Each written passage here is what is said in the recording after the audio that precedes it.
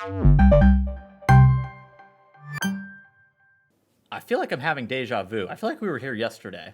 Indeed, we were. We haven't had to change the little marquee down here at all, which is really nice for our prep process as well. Because let me tell you, it's annoying to set those things up. But we are back for another day of Race to World First recap, where it's all Halondrus all the time. The only thing that's happening other than Halondrus is we have had some heroic jailer action actually going down. Liquid and Liquid BDGG. BDGG. Alpha, of course, already had done that. So something that may be worth a bit of a discussion is what's going on with heroic jailer. Was it worth it to kill it or not? We were talking earlier about how nobody was ever going to kill it, and now several good guilds have, right? I mean, it makes sense. Like, it does have a good weapon. Yeah, that mace, apparently quite a good one. The problem, and like the off pieces are all not bad either. Yeah, and it doesn't dilute the vault, we don't think, in terms of the tier chances. We think that the tier chances are rolled independently, so... although it would be nice to get an official confirmation on that. The problem is, like, it's the least efficient thing you can realistically do with your time. Like, you'd rather kind of grind Mythic Plus for KSM, if that is an option for you. So you actually don't need 2,500 score to upgrade your gear all the way. You only need 2,000 still. So yeah, it's I didn't know quite that. a low bar. You don't need all like that's like 13s or all the 15s on one week and like 3 15s on another week. Yeah. Yeah. So that's actually pretty big. I didn't realize that. But thank you for that. Yeah, happy to see you learn something new on this recap every day. Anyways, now talking about Halondrus. The crab. There's not really much to say. It came in, yeah, it got nerfed yesterday. Yes. It did actually take a little bit of a nerf, a stealth nerf about an hour ago, apparently, as well. Yes. We've heard that the Phase 3 moat spawns have been nerfed somewhat. To be less random in their spawning locations. Yeah. That will hopefully take down the RNG just a hair on the boss. And then, like, a few minutes after that happened, Liquid ended up having like an 11.9% pull. And so I do hope that, at least for the sanity of the race, this should allow the guilds to have just a little bit more consistency with the boss. And I think the biggest thing that you have to worry about whenever that Blizzard is nerfing this fight is they don't want to trivialize it. That's like the biggest thing is like, do not make it trivial. Yeah. I'm actually, I would rather not even see the last phase necessarily get nerfed right away. To me, it seems like the reason this fight progression is potentially going to take so long. Oh my goodness! I think that it's going to be because the getting to phase 3 is the hard part, right?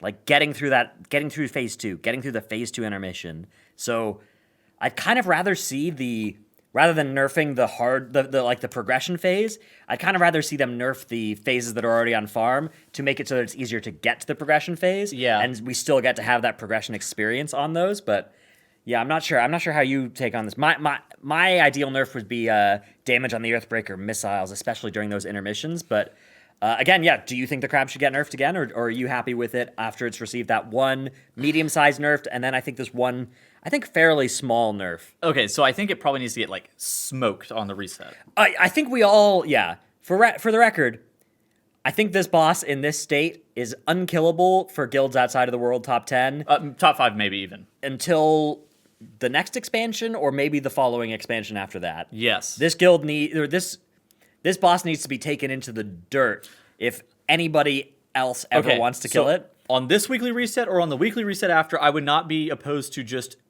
like taking this thing into the dirt. I'm down. Take away some bombs. Yeah. Give the bombs way longer on the fuse. Reduce how hard it is for them to explode. All those kinds of things. I'm down for like taking out the tactical cannon and aiming it at this boss. But that's for normie guilds, not for Race to World First. For Race to World First, I think a very light touch. Yes. Some small nerfs that are maybe designed. And again, people are asking, like, does this boss even need to get nerfed? Isn't the next reset of gear going to nerf it? I don't think so. I don't think that this is a boss that changes that much based on extra gear. Gear is going to change like a 2% wipe into a kill, but they're not even particularly close to these 2% wipes yet. If somehow they could like completely miss a push timing on a reclaim, maybe that right, but they're not missing any reclaim push timings. Maybe with some extra gear, maybe if you nerf the health again, you could like skip the first reclaim of P2, but that wouldn't even change the difficulty of the fight that much at this point. Yeah. So I think that the boss needs like a little touch on mechanics now, and then a big touch on mechanics before normies get there. I don't even think. Oh, man, Liquid's at 11.9%, and it's going to be super fried for me to say. I don't even think that this is like I think that it should go a little bit further. So Liquid has, as of the time of recording this, few more hours left in their raid day. Yeah. And then they'll have one more raid day before the reset's over. Both Liquid and Echo have popped Vantis runes on Halondrus, the 7th of 11 bosses in the tier. Which is good. Unprecedented. Unprecedented for a boss this early in a raid to take so much of a wall out of these top guilds, especially with these guilds being better than ever. So. Yeah. In addition to that, I do think that like once the boss gets killed, it should probably remain in that like state until the reset. And then at the reset, there can be like a recess on like where should this boss realistically land. But like, is this boss even okay? So this boss, we've talked about it for the past like 3 days. The boss is killable. The boss was killable in the original state. Yeah. The boss is killable in this state. It's not one of those bosses where you look at it and you're like, oh, this is mathematically impossible. But it does require 4,000 individual player mechanic skill checks, each of which is very hard, to all be passed on the same pull. Exactly. Which, you know, Liquid and Echo are guilds that are capable. If any guilds are capable of doing that, it's these two guilds. But it is still proving to be just too many, too difficult checks all in the same fight. I think if this were an end boss, a second to end boss, I'd be down leaving it and having them prog on this for a while. But part of the reason that I would like to see this one take a little bit of a nerf is part of the difficulty of the later fights, I think, is going to ideally come from the fact that the Race to World First guilds are getting there without much gear. Yeah. And if we leave them on Halondrus for another reset, then all of a sudden they're going to be reaching Anduin with way more gear than they were expected to reach Anduin with, right? They're going to be there with 5 extra item levels, with 4 sets on the entire raid rather than on 16 of their players. Potentially, even if it gets another reset with double Legos. And then we'll kind of get robbed of the opportunity to see that Race to World First, you know, really hard progression for these guilds that usually is created by the fact that they're undertuned or they're undergeared relative to the content, right? Yeah. If you have a wall and that wall ends up being too much of a wall, then the bosses afterwards end up being relatively easier because of all that gear you got while you were on the wall. I do really worry about like, okay, so if it was the final boss or the second to last boss, like nerfing a fight like that is very dangerous and it can affect the integrity of the raid. But since it's like the 7th boss, there are still some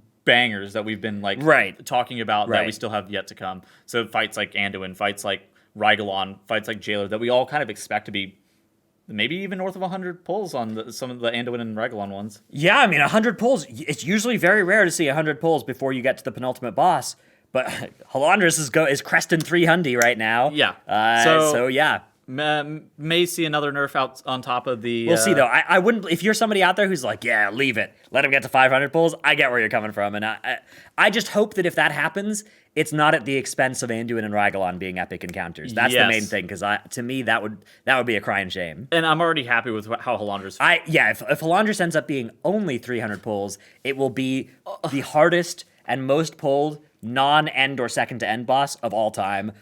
By not even close. Fallen Avatar is the only one. Okay, yeah, well, that was a second end boss. Siegecrafter Blackfuse is the third from end boss, and we're already past that. It was at 220 or something like that. So we're really far past like, okay, Halondrus is a good fight. I'm okay with it.